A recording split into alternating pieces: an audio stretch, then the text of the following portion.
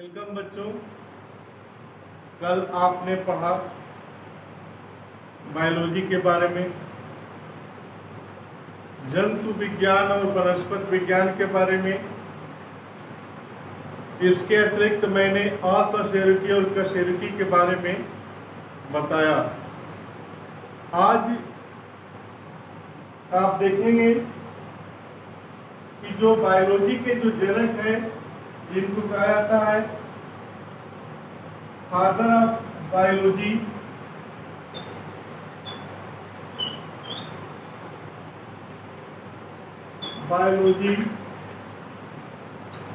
एरिस्टोटिल।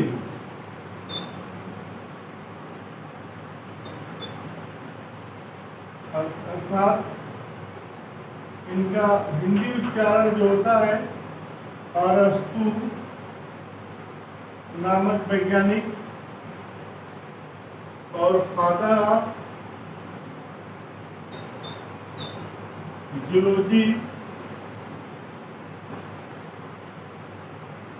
भी इन्हीं को कहा जाता है, एरिस्टोटिल को ही।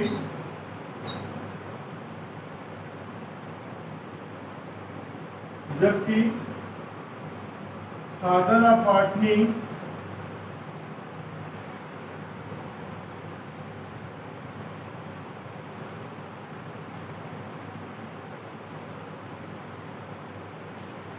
अरस्तु के जो शिष्य थे थियोफ्रेस्टस नामक वैज्ञानिक, उनको कहा जाता है। बच्चों, आपको याद होगा पिछले कक्षा में आप पढ़ चुके होंगे कि बायोलॉजी शब्द का प्रयोग सबसे पहले किसने किया। तो पुनः एक बार मैं रिवाइज करता हूं कि बायोलॉजी शब्द का प्रयोग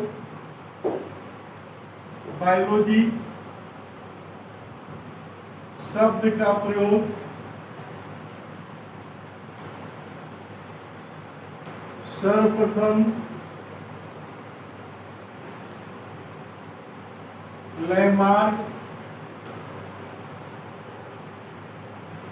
एवं ट्रेवीरेनस नामक वैज्ञानिक ने सन 1802 ईस्वी में किया। इस प्रकार से जो बायोलॉजी टर्म था उसको सबसे पहले दो वैज्ञानिकों ने मिलकर के दिया, जिनका नाम था लैमार्क एंड ट्रेवीरेनस। जबकि फादर ऑफ बायोलॉजी, जीव विज्ञान के जनक, अरस्तु को कहा जाता है, और जंतु विज्ञान के जनक भी अरस्तु ही होते हैं। और अरस्तु के जो शिष्य थे परम, उनका नाम थियोफ्रेस्टस था, उन्होंने फादर ऑफ बॉटनी कराया। इस प्रकार से वनस्पति विज्ञान के जो जनक थे वह थियोफ्रेस्टस को कहा जाता। बॉटनी के क्षेत्र में या जंतु विज्ञान के क्षेत्र में या वायरसों के क्षेत्र में या बैक्टीरिया के क्षेत्र में अलग अलग प्रकार से उनका कोडिंग किया जाता है क्लासिफिकेशन के लिए, जिसका स्टैंड फॉर आपको लिखना होगा। जैसे ICZN स्टैंड फॉर, मतलब ICZN का पूरा नाम क्या है? International code of zoological nomenclature.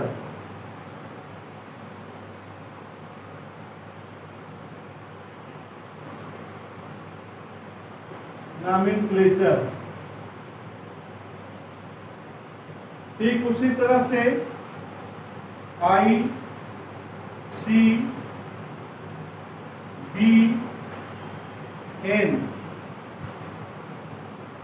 International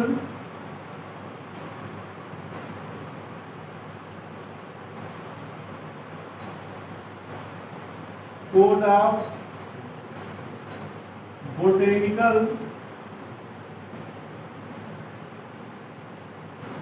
nomenclature, इसमें वनस्पति पौधों का नामकरण किया जाता है।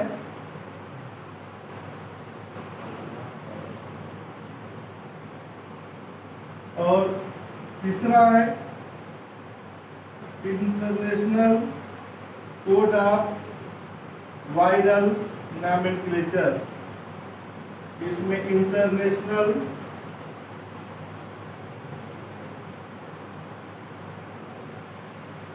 Code of viral nomenclature,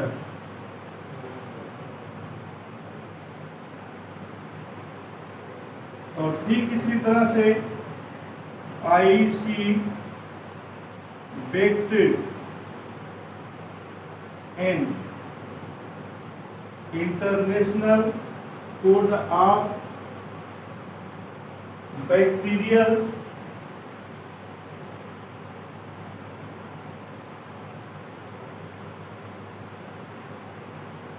nomenclature.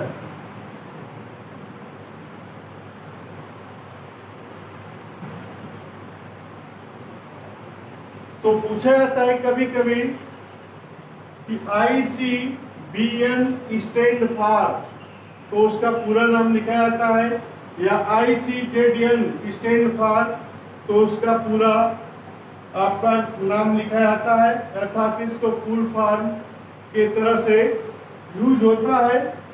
अतः इसमें अब आगे आप पढ़ेंगे कि what is difference between living and non living, अर्थात सजीव क्या है, निर्जीव क्या है, इसके बारे में पढ़ने से पहले थोड़ी सी हम आपको जीवन के बारे में बताना चाहते हैं, जो आप इस तरीके से देखेंगे। और जीवन के बारे में आप देखें,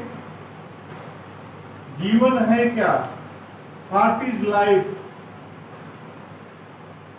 जीवन की परिभाषा सदियों से जो चली आ रही है वही आज भी है कि जीवन एक अमूर्त वस्तु है, जिसको ना ही हम देख सकते हैं और ना ही हम इसको छू सकते हैं, मात्र इसकी कल्पना कर सकते हैं।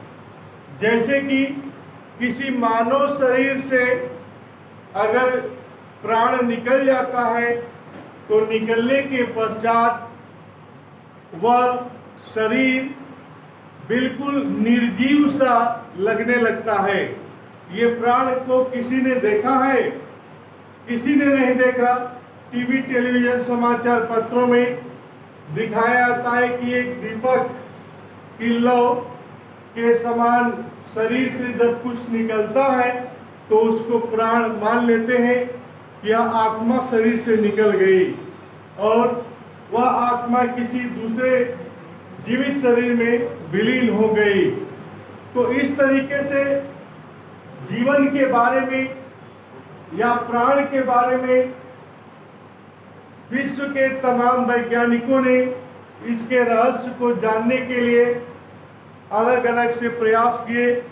इसके लिए उन्होंने एक ट्रांसपेरेंट ग्लास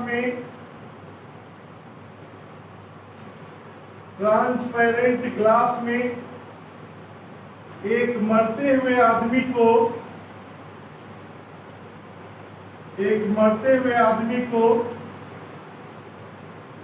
रखा, जो वह आदमी कुछ ही क्षण का मेहमान था।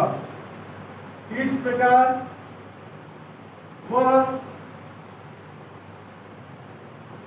आदमी जब अंतिम सांस लेता तो अंतिम सांस लेने के पश्चात वह शीशे का टूटना निश्चित हुआ। शीशे का चटकना या टूटना यह सिद्ध करता है कि इस ट्रांसपेरेंट ग्लास के अंदर इस पारदर्शी कांच के अंदर कोई प्रवेश किया है या यहाँ से कोई निकला है। इस रहस्य को जानने के लिए विश्व के वैज्ञानिकों ने अपने अपने इंस्ट्रूमेंट को, उपकरण को इस ट्रांसपेरेंट ग्लास के चारों तरफ अपने उपकरण लगा रखे थे कि ज्यों ही इस मानव के शरीर से प्राण अर्थात आत्मा निकलेगा तो तुरंत हम उसको अपने कैमरे में कैद करेंगे और उसको देखेंगे कि वास्तव में जीवन या प्राण या आत्मा किस प्रकार की संरचना लिए हुए होता है। लेकिन अगर यह बात कोई देख पाता या सुन पाता या छू पाता तो जब किसी परिजन का प्राण निकलना होता तो वह तत्काल यमराज जो प्राण लेने के लिए आते हैं यमराज से दो हाथ करने के लिए व्यक्ति तैयार हो जाता, क्योंकि यमराज के पास जो गदा है और यहाँ पर अत्याधुनिक टेक्नोलॉजी से तैयार इंस्ट्रूमेंट है जिनके कारण किसी भी परिस्थिति में यमराज को हरा देते। लेकिन शरीर से जब प्राण निकलता है तो शीशे का टूटना व चटकना यह इंगित करता है कि इसके शरीर से कुछ बाहर निकला है, अर्थात जो ही शीशा चटका इस मानव ने अंतिम सांस ली, अर्थात इसमें से जो प्राण निकल गया और हम परिजन रोने बिलखने के अलावा और कुछ नहीं कर पाते। इसके साथ साथ आइए हम इसके सजीव क्या है निर्जीव क्या है उसके बारे में हम चर्चा करें। सजीव और निर्जीव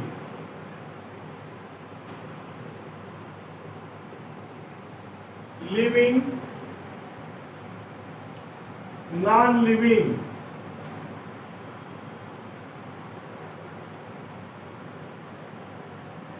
किसे हम सजीव कहेंगे, किसे हम निर्जीव कहेंगे। सजीवों में एक डिफिनिट शेप एंड साइज, एक निश्चित आकृति एवं आकार होता है, जबकि निर्जीवों में निश्चित आकृति एवं आकार नहीं होता। सजीव कार्बनिक अणुओं का बना जटिल रासायनिक संगठन होता है, जबकि निर्जीव और कार्बनिक अणुओं का बना हुआ एक मिश्रण होता है। इस प्रकार से सजीव कोशिकाओं में कोशिकाएं उपस्थित होती हैं और कोशिकाओं का मतलब आप जानते हैं कि प्रत्येक जीवधारी की आधारभूत एवं संरचनात्मक इकाई कोशिका कहलाती है। मतलब किसी जीव की कल्पना आप करते हैं तो उस जीव में कोशिका का पाए जाना नितांत आवश्यक है।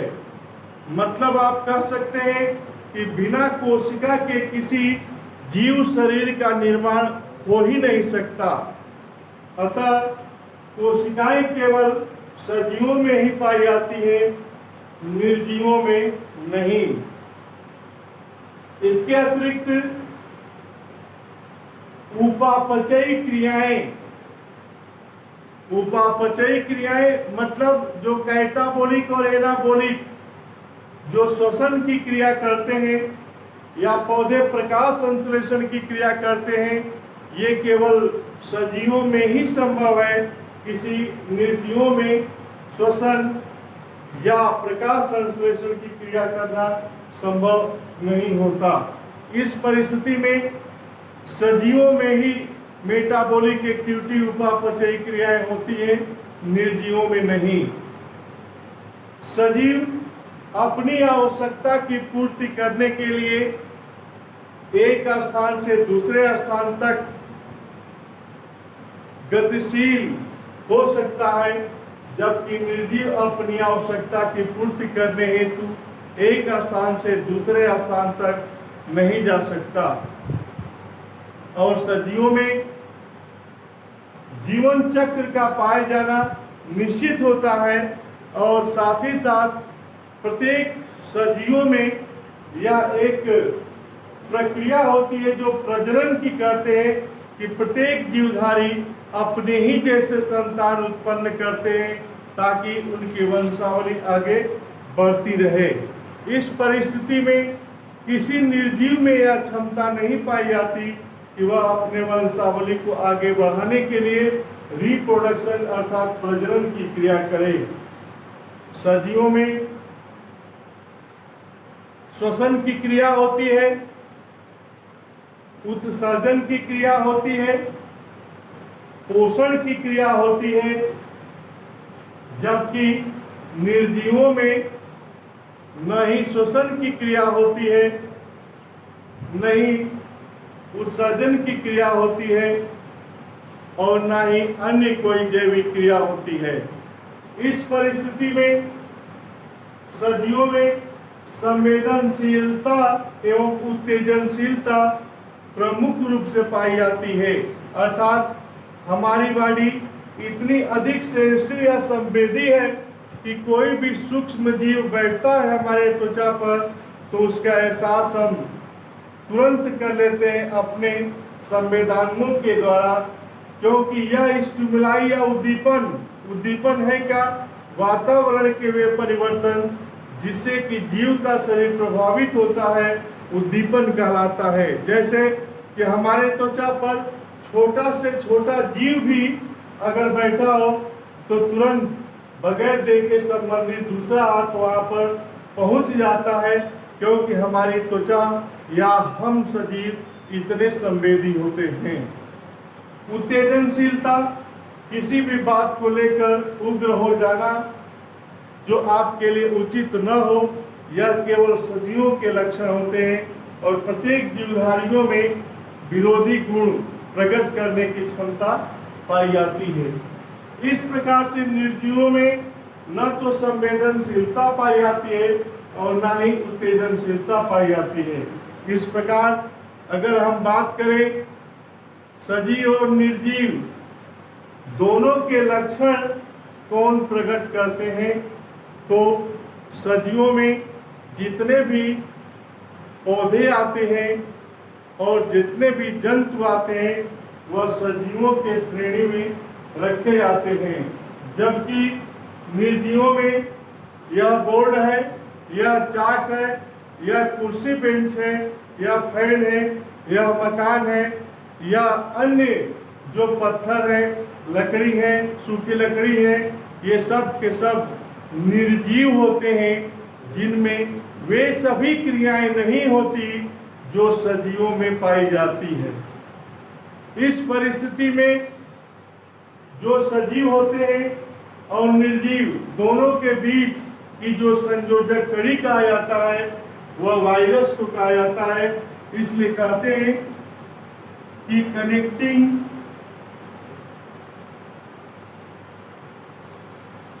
Link between living and non living, या वायरस को कहा जाता है। वायरस में सजीव और निर्जीव दोनों के गुण प्रकट करते हैं। वायरस जब किसी पादप या जंतु शरीर के बाहर आते हैं तो वह निर्जीवों जैसे अपना जीवन यापन करते हैं, और जो ही किसी पादप या जंतु शरीर के अंतर्गत प्रवेश करते हैं तो वहाँ पर उनमें मल्टीप्लिकेशन या डुप्लीकेशन के कारण सजीवों जैसे वह अपना लक्षण प्रकट करते हैं। यही कारण है कि वायरस को एसेलुलर अकोशिकीय कहा जाता है, क्योंकि उसमें कोशिका नहीं पाई जाती। कोशिका तो केवल उन्हीं में पाई जाती है जो जीवधारी होते हैं, क्योंकि कोशिका की डिफिनीशन आप पढ़े हैं। कोशिका प्रत्येक जीवधारी की आधारभूत एवं संरचनात्मक इकाई होती है।